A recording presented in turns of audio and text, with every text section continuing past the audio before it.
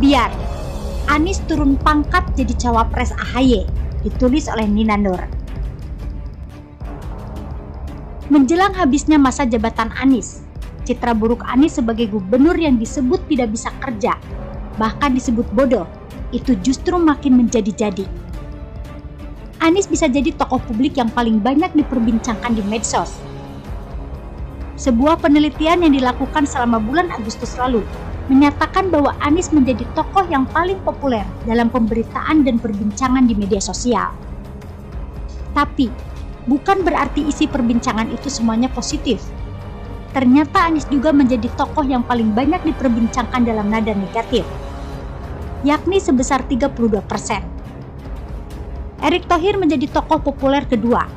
Namun, perbincangan mengenai Erick Thohir dalam nada positif mencapai 82%. Sangat jauh di atas Anies. Artinya, orang-orang lebih banyak memuji Erick Thohir ketimbang Anies. Berkah buat Erick Thohir, musibah buat Anies Baswedan. Sisa jabatan hanya tinggal 1 bulanan. Proyek kan gak semuanya kelar. Misalnya, penataan 200 RW kumuh belum kelar. Lalu proyek pengolahan sampah ITF Sunter yang dimulai sejak Desember 2018 silam akhirnya mandek dan ditargetkan selesai pada tahun 2025. Begitu lengser dari jabatan gubernur, ya sudah, habis kesempatan buat Anies disebut sebagai gubernur Indonesia. Gitu kan? Anies akan nganggur selama 2 tahun menjelang Pilpres 2024. Ya, bisa saja dia keliling-keliling Indonesia. Tapi, jangan lupa, ada orang yang akan menjadi pengganti Anies sebagai pejabat gubernur DKI Jakarta. Kalau dia itu nanti kinerja dan prestasinya jauh melebihi Anies, Anies mau ngomong apa coba? Ada yang nyeletuk, tapi kan nama Anies masih terus ada di survei-survei. Iya, pasti ada.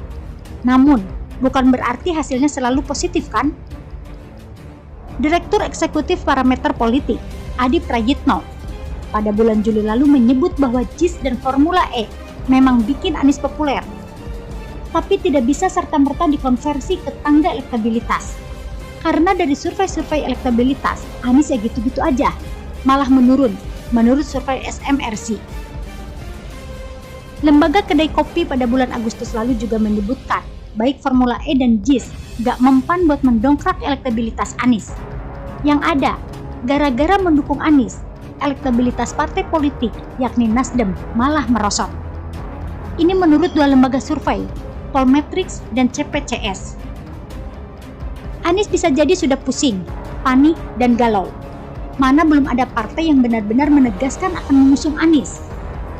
Dulu oleh PKB, foto Anies disandingkan dengan Ketua Umum PKB, Caimin, tapi syaratnya berat. Anies harus bisa bawa partai lain buat berkoalisi dengan PKB. Sementara dari Nasdem, mana kelanjutannya? Tinggal 1, yaitu Demokrat. Hubungan Anies dengan Demokrat memang terlihat akrab. Sempat ada pertemuan antara AHY, Ketua Umum Demokrat, dengan Anies. Demokrat juga membela Anies ketika mengemukakan isu adanya penjegalan terhadap Anies buat nyapres. Demokrat juga siap membela Anies ketika Anies dipanggil KPK beberapa hari lalu. Anies boleh jadi populer dan berada jauh di atas AHY dalam berbagai survei elektabilitas. AHY boleh saja kalah di pilkada dulu dan kalah elektabilitasnya dari Anies. Tapi, yang jadi ketua umum partai kan AHY, bukannya Anies. Jadi, kalau mau maju sama AHY, masa Anies yang jadi capres? Dalam bahasa Demokratnya, mereka menyebutnya gini, kan yang punya STNK atas nama kami, ya suka-suka Demokrat dong. Soal itu dikemukakan Demokrat ketika Anies datang berkunjung ke kantor DPD Partai Demokrat Jakarta. Anies sempat menanyakan apakah para kader Demokrat siap buat berlaga di 2024. Namun yang didapat Anies justru jawaban pahit. Para kader Demokrat memang meminta Anies mendampingi AHY maju di 2024, tapi sebagai cawapresnya AHY. Di Jakarta saja, Wagub kan nurutin gubernur. Malah Wagub kerap jadi bemper kan ya, apalagi di tingkat nasional. AHY yang gak punya pengalaman sebagai pejabat publik harus dituruti oleh Anies yang sudah pernah jadi menteri dan gubernur. Gimana rasanya itu ya? Anies jadi semacam downgrade dong. turun pangkat kalau dia mendampingi AHY jadi cawapresnya. Terus nanti siapa yang bisa kerja? AHY nggak punya pengalaman kerja. Sedangkan Anies emang bisa kerja. Boro-boro sampai kemenangan. Bagaimana cara menjual citra pasangan ini? Saya serius nanya. Mana partai yang mau mengusung AHY jadi presiden selain Demokrat? PKS emang mau?